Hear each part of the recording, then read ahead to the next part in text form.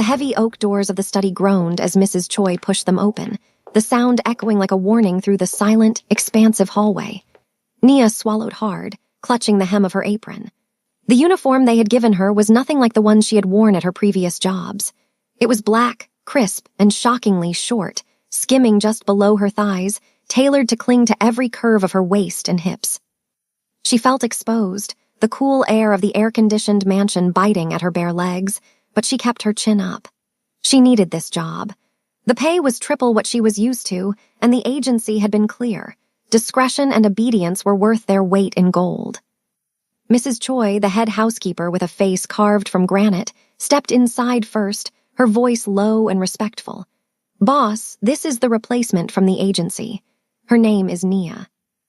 The room smelled of aged whiskey, expensive leather, and stale tobacco smoke. It was dimly lit, the heavy velvet curtains drawn against the afternoon sun, casting long shadows across the Persian rugs and towering bookshelves. At first, Nia thought the room was empty. Then she saw the smoke curling up from the wingback chair by the window. A figure stood up slowly, silhouetted against the sliver of light bleeding through the curtains. Maru.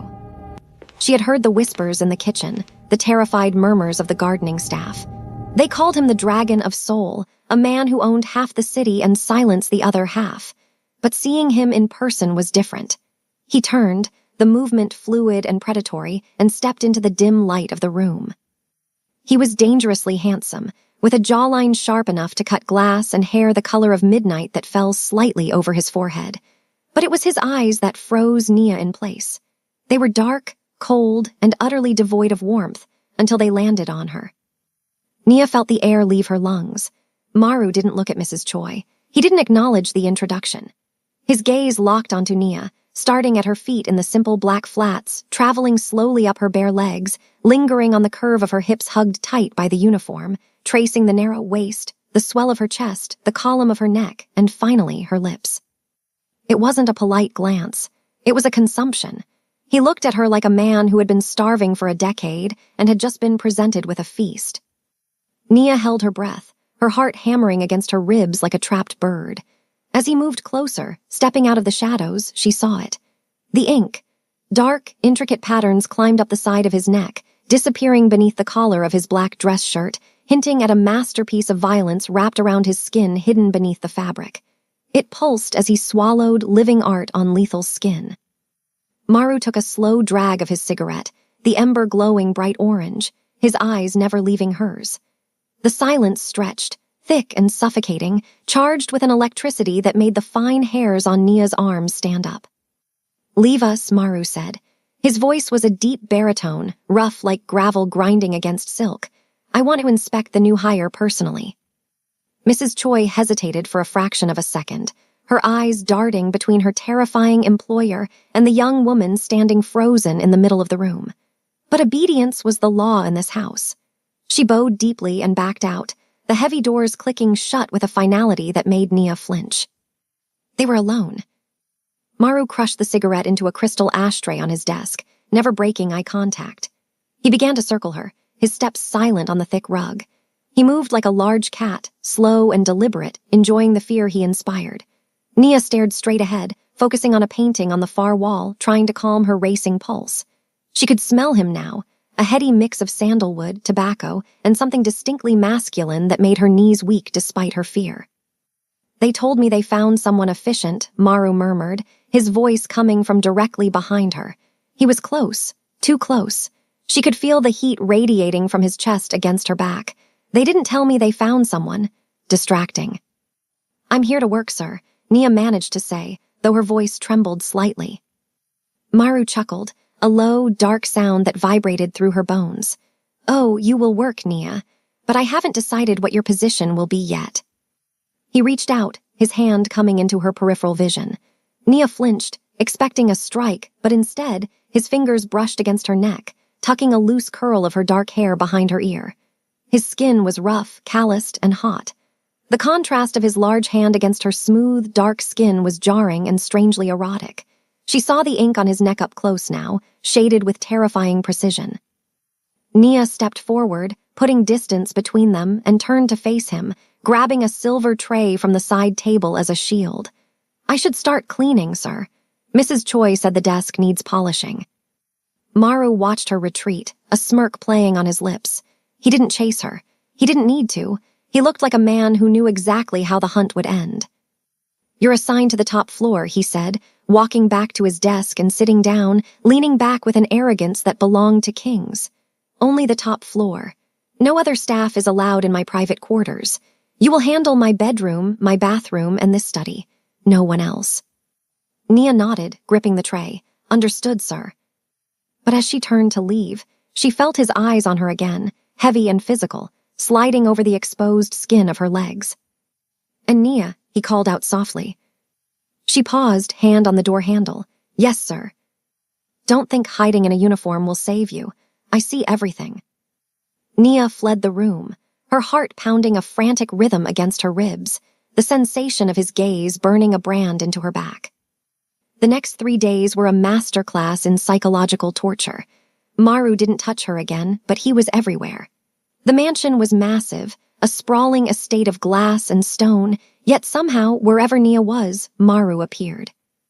She would be cleaning the master bedroom, stripping the silk sheets that smelled overwhelmingly of him, and she would turn around to find him leaning against the doorframe, arms crossed, the tattoo on his neck flexing as he watched her.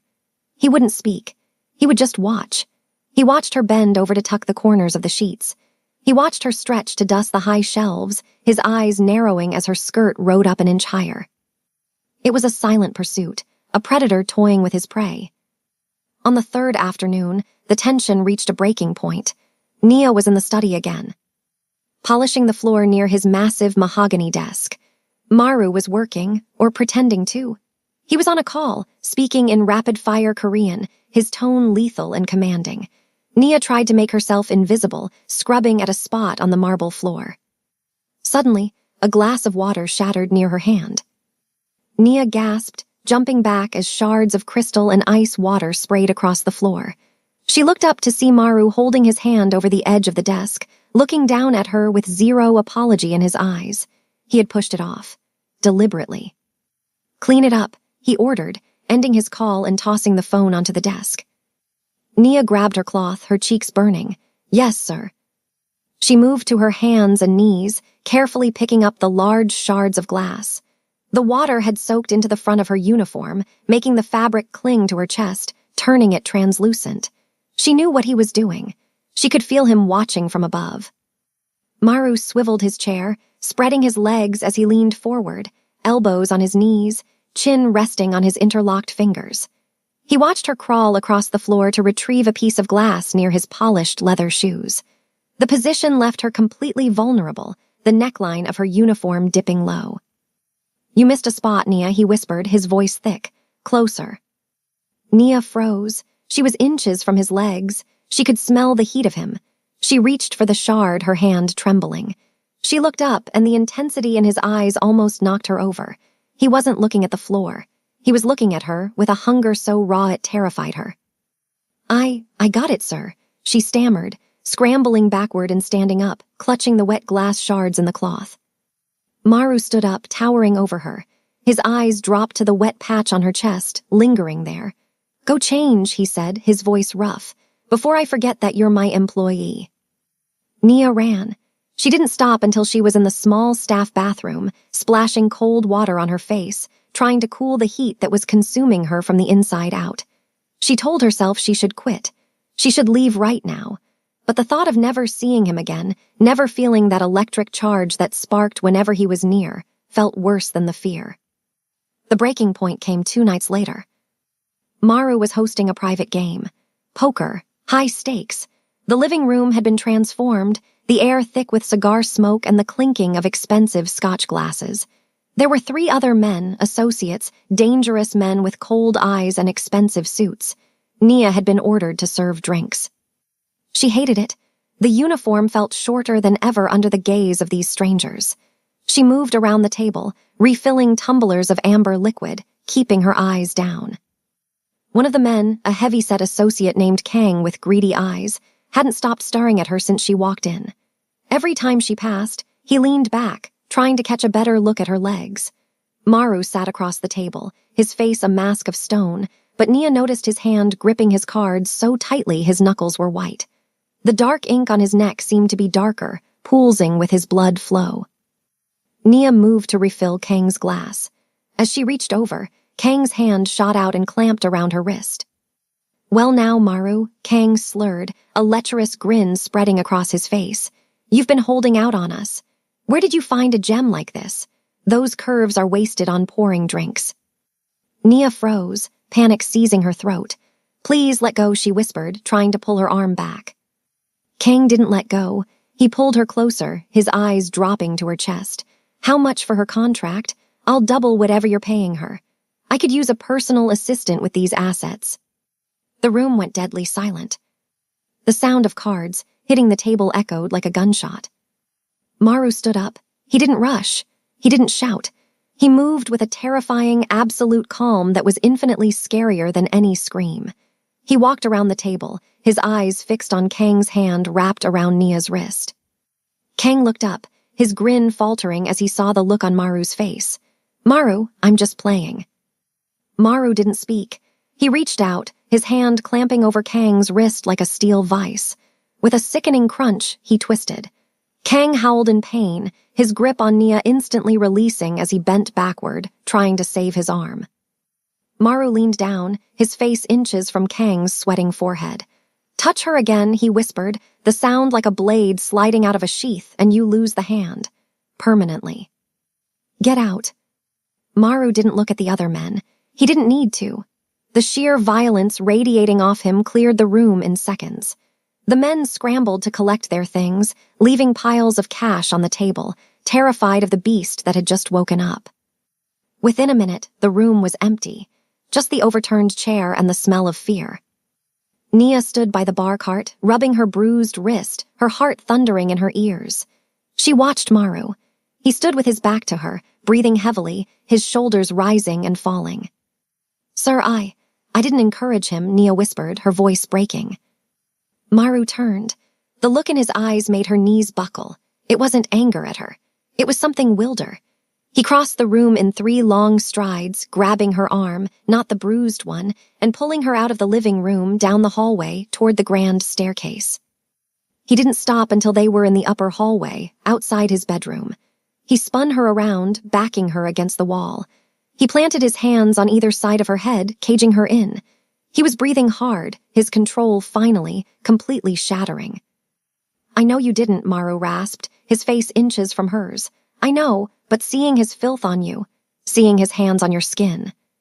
He looked down at her wrist, where a faint red mark was forming. He lifted her hand, bringing it to his lips, and kissed the bruise. The gesture was so tender, so at odds with the violence of moments ago, that a sob escaped Nia's throat. "I tried, Nia," Maru murmured against her skin. "I tried to be patient. I tried to just look. I tried to keep my distance and let you do your job. But you are testing my sanity every single second you breathe in this house." Nia looked up at him, breathless, her body humming with adrenaline and desire. "What do you want, Maru?" Maru let go of her hand and traced the line of her throat with his fingers. His thumb brushed her bottom lip, dragging it down slightly. His eyes burned with a fire that threatened to consume them both. "I'm done watching," he growled, his voice dropping to a vibration that she felt in her very core. "No more cleaning, no more running, no more pretending I don't want to tear that uniform off you every time you walk into a room." He leaned down, his lips brushing the shell of her ear. "I'm having you tonight." Nia didn't argue. She didn't pull away. She grabbed the lapels of his shirt and pulled him down. Maru didn't wait. He crashed his lips onto hers, a kiss of possession and starvation. He groaned, a low animal sound in his throat, and swept her up into his arms effortlessly, kicking open the door to his bedroom. The world narrowed down to the two of them. The silk sheets, the moonlight streaming through the window, and the man who worshipped her body like it was the only religion he believed in. He unzipped the uniform she hated and tossed it aside like a rag. He traced every curve with his hands, his mouth, his ink. He made her forget she was a maid. He made her forget she was hired help. In his bed, under the weight of his body and the heat of his touch, she was a queen being claimed by her king. Sunlight streamed through the heavy curtains, waking Nia slowly. She stretched, her body aching in a sweet, heavy way. She reached out, but the other side of the bed was empty. Panic flared for a second until she saw him.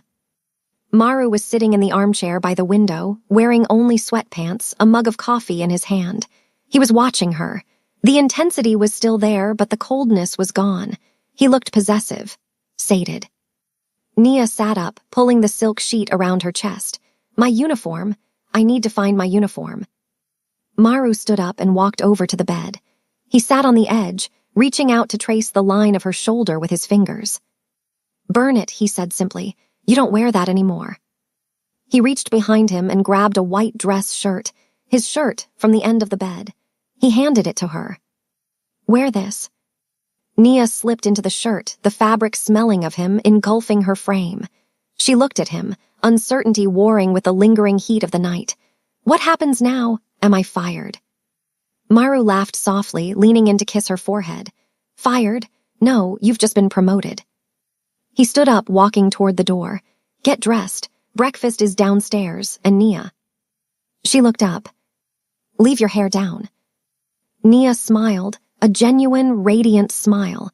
She got out of bed, her legs bare beneath his oversized shirt, and padded downstairs.